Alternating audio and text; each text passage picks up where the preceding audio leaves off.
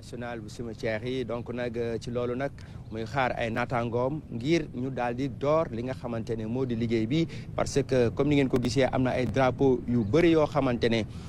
ñoo fi nekk di ay drapeau yoo xamante ne day symboliser ñi nga xamante ne ñoo xeexal seeni réew ñu leen di woowee les tirailleurs fii nag ci cimetière bu Thiaroye donc nag président de la République yegsi na ba noppi dugg na ci biir mu ngi xaar ay naataangoom ngir ñu daal di yegsi bu ñu yegsee nag protocole bi lii la dañuy daal di def li nga xamante ne moo di jet de fleurs dépôt de gerbe de fleurs bu ñu paree foofu nag ci la ñuy daal di jublu ci li nga xamante ne moo di présentation exposition bi donc nag ñu ngi fii di xaar ndiku ki nga xamante ne moo di ay naataangoom ci lu jëm ci li nga xamante ne nag moo di événement bi nga xamante ne tey jii moo jëm ci màggal massacre Thiaroye di yemoog nag 80e anniversaire bi ci 80e anniversaire bi nag ñu daal di gis lu yees ci taxawaay bi nga xamante ne kilifa yi taxaw nañ ko ngir daal di koy màggal ci loolu nag ay disposition yu bëri daal di nañ koy jël ay disposition yoo xamante ne dafa jëm d'abord ci daal di taxawal benn commission boo xamante ne day saytu liggéey bi ngir daal di leeral lu bëri loo xamante ne dafa aju ci li nga xamante ne moo di massacre bi donc nag ñu ngi négandiku ci jamono jooju nag askan wi tamit de suñu benn yoon gannaaw gis ngeen ni ñu teeroo ki nga xamante ne moo di le président de la République ngir li nga xamante ne moom la ñuy màggal tey jamono ji kon nag d'un moment à l'autre rek dinañ dalal ñeneen ñi nga xamante ne moo di les autres chefs d'État di fas yéene bokk ci li nga xamante ne moo di xew bi ngir daal di koy màggal di wax rek ne nag fii moom amul discours li ñu fas yéene def fii lenn la mooy daal di def dépôt de gerbe de fleurs naka noonu daal di jëm ci li nga xamante ne moo di exposition bi gis ngeen nag président bi mu yegsee daal di lay def lu ñu duppee revue des troupes boobu nag benn détachement de parachutistes bu am valeur compagnie boo xamante ne président rek mooy def revue des troupes bi mu ko defee nag ba noppi nag ñi nga xamante ne ñoo di yeneen kilifa yi daal di na leen nuyu saafonteeg ñoom ba noppi daal di dugg ci biir musée bi ngir daal di xaar ñi nga xamante ne ñoo nekk ci biir fi nga xamante ne moo di musée bi nag ngir xaar ay naataangoom yi nga xamante ne dañ koy daal di gunge kon nag gis ngeen à l'image dispositif bu am solo bi nga xamante ne am nañ ko gis ngeen aide d'honneur bi nag ñi nga xamante ne ñoo di les éléments de l'école nationale d'active de l'école nationale des officiers d'active di ENOA ñoo ko daal di composé muy aide d'honneur boo xamante ne si le président daal di jaar ngir dem fi nga xamante ne mooy bërëb bi mu war a def dépôt de gerbe de fleurs ngir daal di màggal ñi nga xamante ne tëdd nañ fi di fàttali rek ne ñu ngi toll ni ci 202 lii ngeen di gis nag mooy détachement parachutiste boo xamante ne dafa am valeur compagnie fii nag président de la République rek moo am sañ-sañu def revue de troupe boobu parce que tey jii dayoom moo ko may ba tax na mu njëkk a ñëw daal di def revue de troupe boobu ba tax na mu daal di ñëw def revue de troupe boobu naka noonu daal di wéyal liggéey bi ci li nga xamante ne moo aju ci commémoration 80e anniversaire bu massacre bu Thiaroye kon nag gis ngeen détachement parachutiste moo nekk nii ñuy négandiku nag ñi nga xamante ne ñoo des ci kilifa yi waaye di wax rek ne ci wetu parachutiste yi tamit am na benn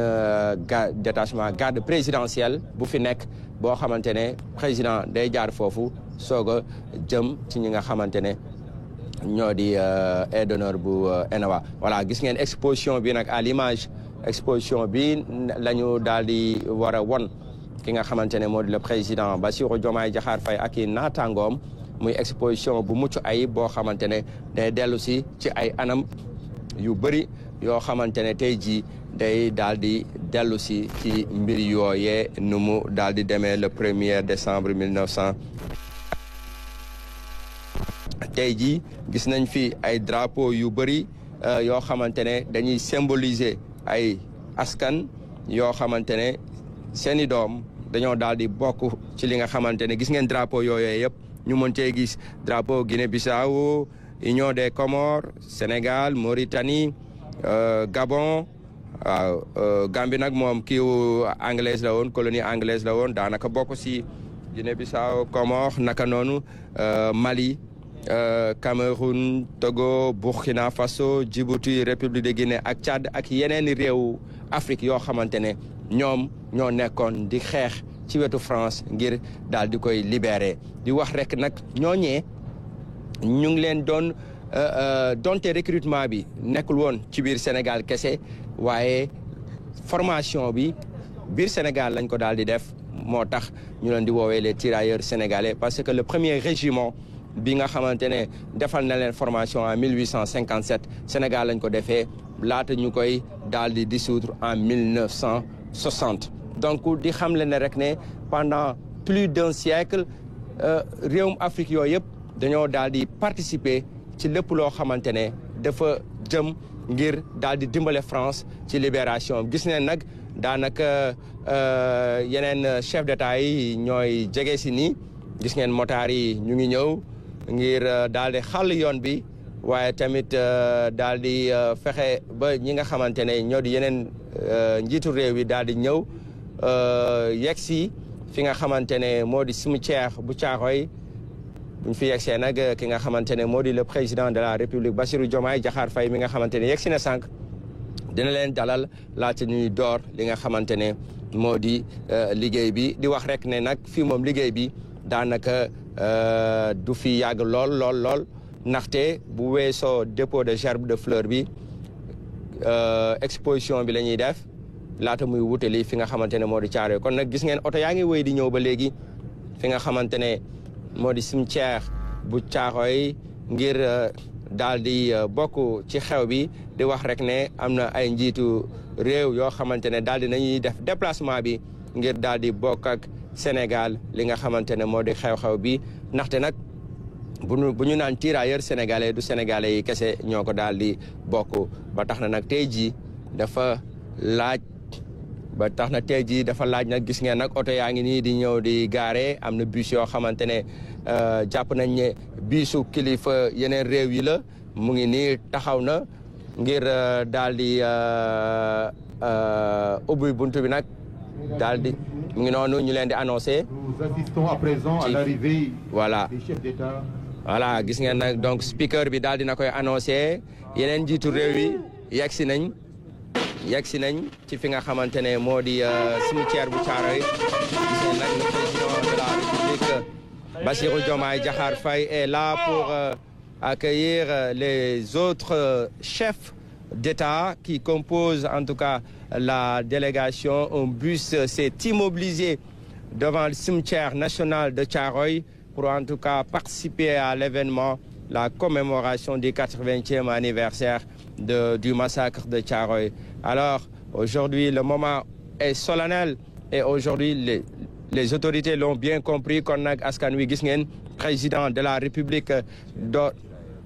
daal di nay dalal ñi nga xamante ne commencé na dalal ñi nga xamante ne ñoo di ay naataangoom ci fi nga xamante ne nag moo di cimetière des tirailleurs bu Thiaroye ngir ci lu jëm ci commémoration bi Adama Barrow ngeen di gis noonu le président gambien à l'image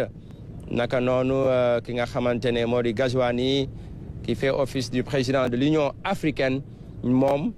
tamit yegsi na ak ki nga xamante ne moo di le Bissau guinéen ak yeneen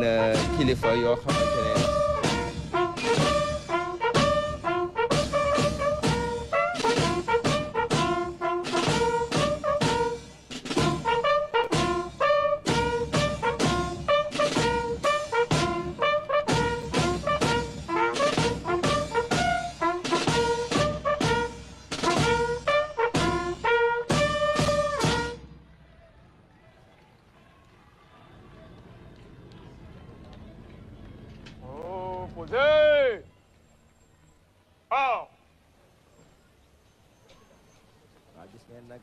ñu ngi rëkk na président Bassirou Diomaye Diakhar Faye daal di dalal ay naataangoom ñu ngi nii nag daanaka liggéey bi li des bëreetul ngir ñuy daal di koy door gannaaw bi président de la république Bassirou Diomaye Diakhar Faye yegsee ba noppi ay naataangoom yu mu doon xaar naka noonu kon nag li des rek mooy daal di sóobu ci liggéey bi di liggéey bu am solo boo xamante ne ñu ngi koy fàttali depuis ci suba.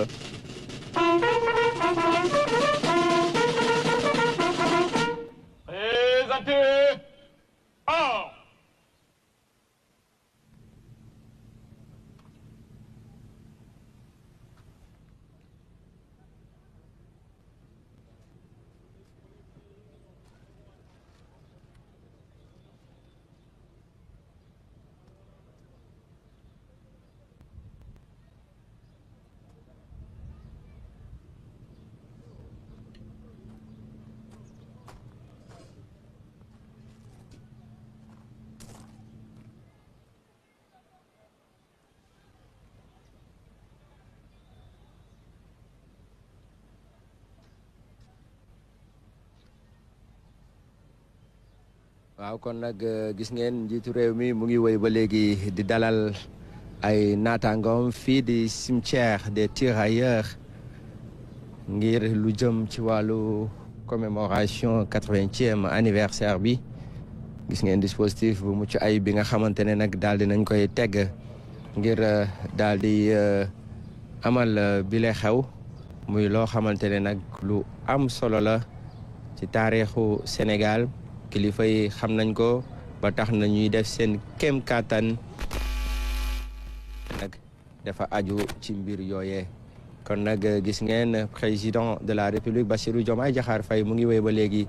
di dalal ay naataangoom ci li nga xamante ne nag moo aju ci wàllu liggéey bi.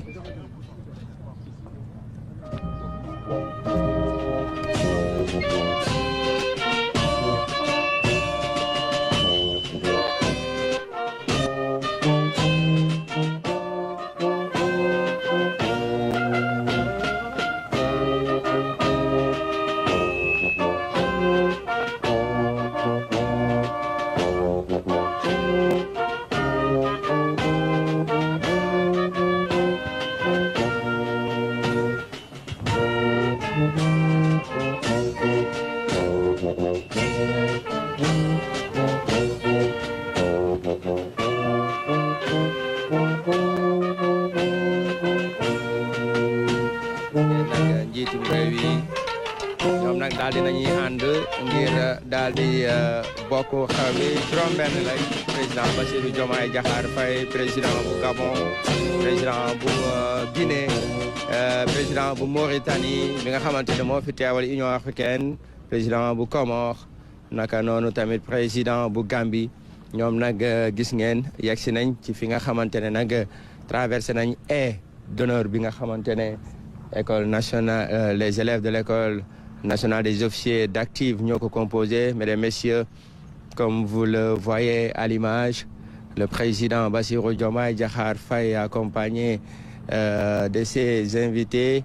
sont là en tout cas pour participer à la commémoration du 80e anniversaire du massacre de Thiaroye. Et comme vous le voyez sur place, ils vont procéder au dépôt de gerbes de fleurs ici avant de passer à l'étape suivante. Donc, à l'image, le président Bassirou Diomaye Diakhar Faye qui avance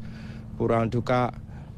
effectuer ce dépôt de gerbes de fleurs devant ses pairs qui sont venus pour participer à l'événement. Le geste est symbolique, le moment est solennel et il est important de dire qu'aujourd'hui, c'est l'histoire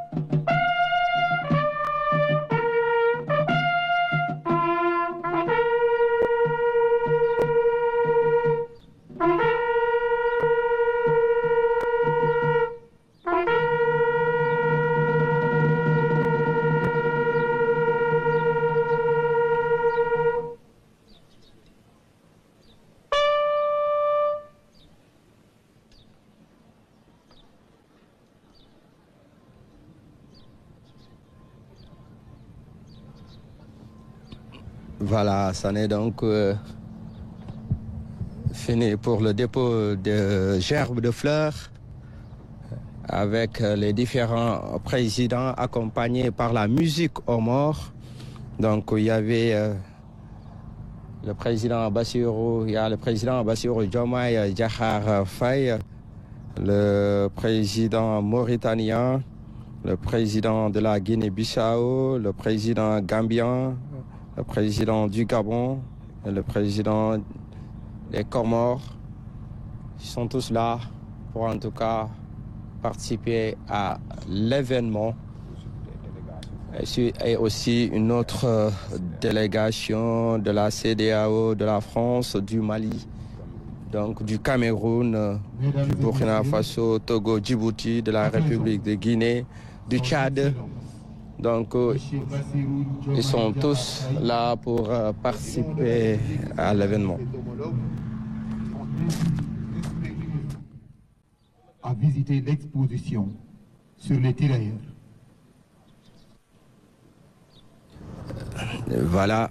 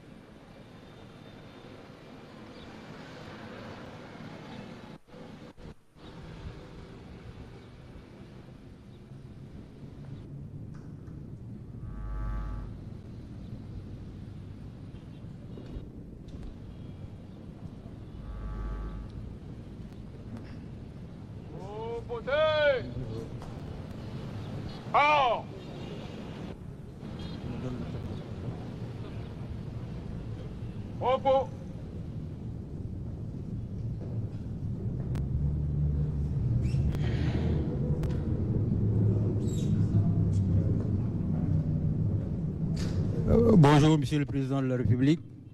Bonjour à vos illustres homologues ici présents. Je suis Mamadou Koné, ancien professeur d'histoire et de géographie, conseiller technique à la direction des archives et du patrimoine historique des Forces armées, secrétaire permanent de l'Association des Amis du Musée des Forces armées. Excellences, Messieurs les Présidents, les Forces armées vous souhaitent la bienvenue au mémorial de Thiaroye, mémorial dédié aux tirailleurs sénégalais et malgaches qui ont participé à l'avènement du monde libre en faisant donc la Première et la Seconde Guerre mondiale. Et c'est à ce titre que ce mémorial est érigé pour leur rendre hommage. Aujourd'hui, nous sommes là pour le vernissage d'une exposition dont le titre est Thiaroye 44, une mémoire blessée. Avec votre autorisation, on va commencer la visite du... Alors ici, donc Thiaroye 44, une mémoire blessée. Quand la Seconde Guerre mondiale a éclaté, comme pour la Première Guerre, la France s'est adossée à notre continent pour venir puiser des soldats et aller défendre la métropole française. Alors là, nos tirailleurs, quelques 63 000, ont été propulsés comme ça en France sur les théâtres d'opération. Mais la Seconde Guerre mondiale, qui a débuté en 1939, ne commence pour les combats de l'armée française qu'en mai-juin 1940. Et là, c'est la débâcle. Et c'est une période très sombre dans l'histoire des tirailleurs, puisque l'armée française défaite, les tirailleurs sénégalais se trouvent abandonnés à eux-mêmes et il s'agissait pour eux de se défendre jusqu'au sacrifice suprême parce que les Allemands ne faisaient pas de prisonniers. Et c'est ce qui a fait que durant ces combats, de hauts faits d'armes ont été relevés et ces faits d'armes ont fait l'objet de citations à l'ordre de l'armée et de décorations de la part des chefs qui les ont commandés, qui les ont conduits au feu. Dans ces faits d'armes, nous en avons un certain nombre sur ces tableaux. Celui-ci est le cas d'un jeune moussi du nom de Boké Diarra, 20 ans. Et comme les Allemands avaient développé une tactique nouvelle que l'on ne connaissait pas dans la stratégie militaire, qui consistait à faire une attaque massive, ce qu'on appelle donc dans l'histoire la guerre éclair. Cette guerre éclair a pris de court l'armée française qui, derrière la ligne Maginot, attendait ce qu'on appelle la drôle de guerre. Et quand les Allemands ont fini d'occuper la Pologne, la Belgique, le Luxembourg, c'est en ce moment-là qu'ils se sont tournés vers l'armée française. Et les combats ont été de courte durée, puisque en quelques semaines, l'armée française est défaite. Mais les tirailleurs sénégalais, valeurs et vertus africaines en bandoulière, se sont comportés en de véritables guerriers. Et là, Boké Diarra était dans une position où une escadrille allemande, donc des avions allemands, allaient les attaquer et avait fait exprès pour voler à basse altitude pour mieux larguer leurs bombes sur les cibles. Mais Boké Diarra a gardé son sang-froid et a pu, avec son fusil mitrailleur, endommager un des avions, un dormier, et l'autre a été abattu. Il a eu le temps de recharger son fusil, donc pour abattre le deuxième avion. Et là, ce sang-froid, ce courage, cette bravoure est un fait d'armes qui a été sanctionné par une citation à l'ordre de l'armée. Il faut signaler, Excellence, que ces faits d'armes sont tellement nombreux et ce sont les chefs blancs qui ont annoncé ça à la hiérarchie militaire qui a décidé donc de donner des médailles militaires, des citations à l'ordre de l'armée. Et souvent, ces tirailleurs étaient blessés. Et malgré les blessures, parfois qui étaient des blessures handicapantes, ils ont continué à se battre et ils ont réussi à sauver leur unité,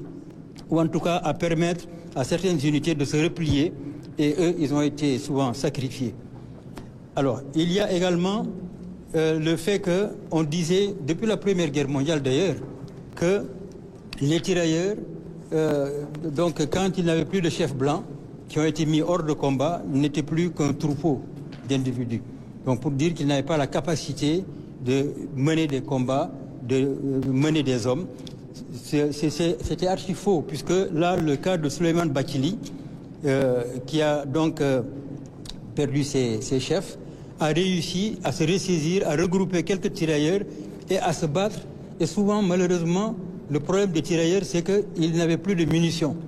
Alors là, ils se sont battus à l'arme blanche et la suite donc, a été sanctionnée par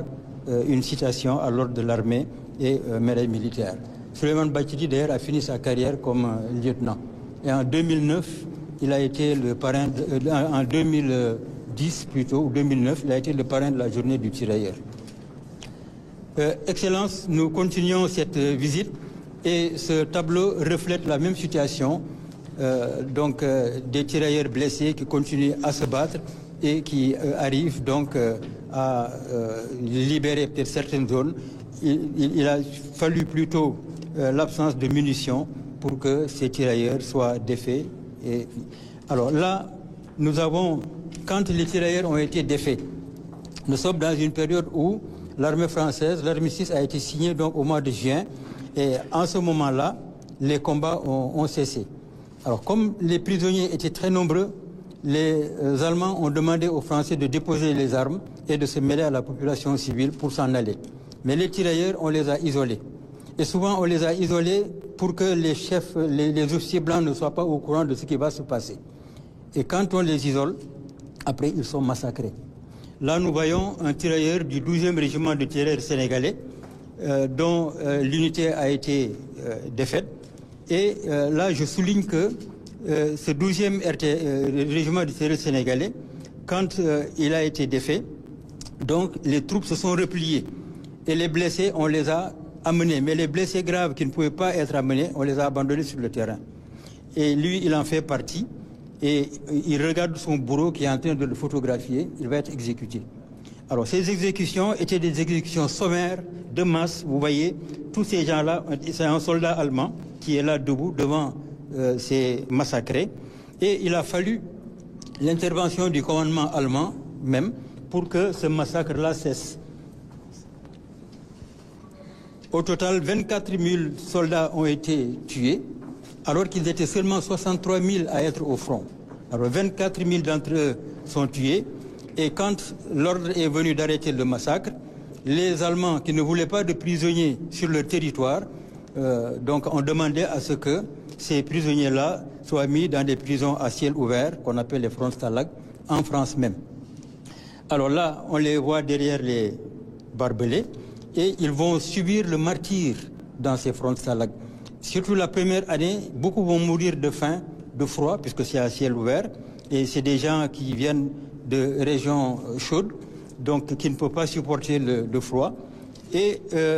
sans compter les brimades, les privations, les frustrations. Et ils vont passer 4 années dans ces prisons-là. Alors, c'est à la faveur des débarquements de Normandie et de Provence en 1944 que, progressivement, les Alliés dominant la situation, les prisonniers vont être libérés des Frontstalag et en ce moment-là, évidemment, leurs camarades qui étaient au front et qui avaient continué le combat à partir de 1944, donc on va subir le blanchiment des troupes. Alors, blanchiment des troupes, le martyre que les prisonniers ont vécu dans les camps, dans les prisons à ciel ouvert, les Frontstalag, ajouté au blanchiment donc, de leurs camarades qui continuaient les combats, tout cela a créé des mouvements d'humeur, un malaise. Et les ex-prisonniers demandaient aussi qu'on leur rembourse leur arriéré de solde, leur indemnité de captivité et d'autres pécules de guerre. Or, la France, à l'époque, était dans la dèche, n'avait pas ces moyens-là. Ils ont commencé à faire acte de désobéissance civile. Il fallait rapidement les évacuer avant qu'ils ne gangrènent toutes les troupes qui étaient en métropole à cette époque-là. D'où donc la décision de faire partir ces 2000 tirailleurs, dont 315 ont refusé de partir. 400 auraient débarqué à Casablanca, ce qui est archi faux, parce que dans le carnet de bord donc, signé par le chef de bataillon qui menait ce contingent-là, il a écrit « rien à signaler ». Donc 400 tirailleurs ne pouvaient pas descendre à Casablanca. Et les chercheurs pensent que cela, c'est pour amoindrir le nombre de futures victimes.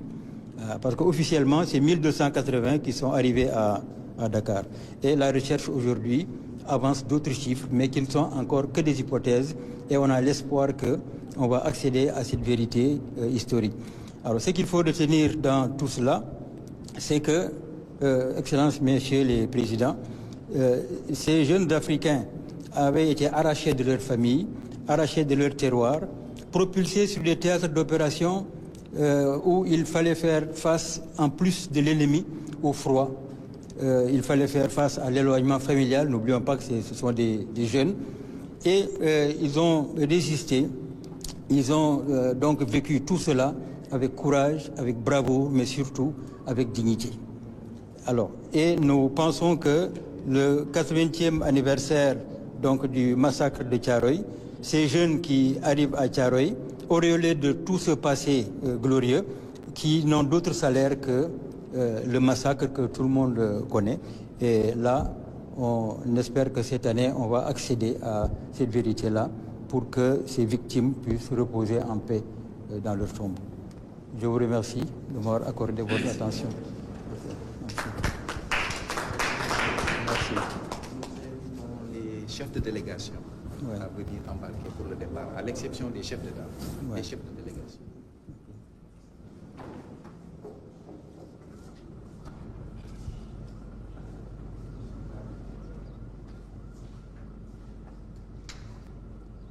waaw gis ngeen ko nag gannaaw explication yi nga xamante ne def nañ ko ci fi nga xamante ne moo di musée bi nag par l'intermédiaire du professeur Mamadou Koné di wax rek li nga xamante ne moom la tirailleurs yi doon dund ci fi nga xamante ne moo di France rawatina jamonoy guerre mondiale bi muy ñoo xamante ne dañoo def seen kem kattan wane seen jàmbaarte donte bu ñu demoon ba amatuñu ay arme à feu yu ñu xeexee sax da ngay gis ne muy ñoo xamante ne dañoo def seen kem kattan wane seen jàmbaarte donte bu ñu demoon ba amatuñu ay arme à feu yu ñu xeexee sax da ngay gis ne seen jàmbaar permettre na leen ñu daal di jël ay arme blanche ngir daal di koy xeexee loolee lépp nag di wane ne tirailleurs sénégalais yi moom dafa nekkoon ñoo xamante ne vraiment ay nitu jàmbaarte la woon ñoo xamante ne tey jii def na liggéey gu mucc ayib yoo xamante ne gàcceewul ñu benn yoon ñi nga xamante ne ñoo di seen sët ak seen i sëtaati sët. Donc, mesdames, messieurs, nous venons d'assister à l'instant la présentation de l'exposition par le professeur Mamadou Koné au président Bassirou Diomaye Diakhar Faye et de ses hôtes aujourd'hui qui ont assisté à cet événement au cimetière de Thiaroye. Vous l'avez bien entendu, le professeur est largement revenu sur les différents tableaux, des tableaux qui renseignent en tout cas sur le massacre de Thiaroye, mais surtout la bravoure de ces tirailleurs sénégalais qui, même parfois à court de munitions, étaient obligés de recourir à des armes blanches pour pouvoir se battre et aussi montrer qu'ils étaient là pour vraiment accompagner la France, mais aussi libérer la métropole. Cette bravoure qui en dit long sur le travail de ces tirailleurs mérite aujourd'hui d'être salué par tous. Et aujourd'hui, il est heureux de constater que les autorités l'ont compris. C'est tout le sens, en tout cas, de cet événement de ce jour, à l'image les tombes de ces disparus. Voilà, et le président qui s'apprête à sortir accompagné par des acclamations de ces populations venues nombreuses, en tout cas, assister à cet événement, la commémoration du 80e anniversaire du massacre de Thiaroye. Et les Sénégalais l'ont compris. Aujourd'hui, il s'agit de rétablir un pan de l'histoire du Sénégal, mais aussi de l'Afrique, pour tout simplement changer le narratif qui a été fait par les Européens, un narratif qui, en tout cas, n'a pas fini de convaincre aujourd'hui les autorités, et c'est tout ce qui explique les nombreuses décisions de ces autorités à vouloir rétablir cette vérité. À l'image des tombes anonymes au nombre de 202, nous dit-on qu'ils sont là au niveau du cimetière national de Thiaroye, et qui contrastent de loin avec, en tout cas, les archives officielles françaises qui parfois nous disent ou bien nous parlent de 35 morts et de 35 blessés, des fois de 40 morts, des fois de 70 blessés. Alors aujourd'hui, une question se pose: où se trouve la vérité? Et c'est cette vérité-là que les autorités veulent rétablir. C'est tout ce qui justifie aujourd'hui cette volonté des autorités sénégalaises de mettre en place une commission scientifique chargée de la commémoration du 80e anniversaire du massacre de Thiaroye. Alors à l'image, le détachement de parachutistes qui a une valeur de compagnie, on l'avait dit tout à l'heure, voilà un détachement très important venu en tout cas participer à l'événement.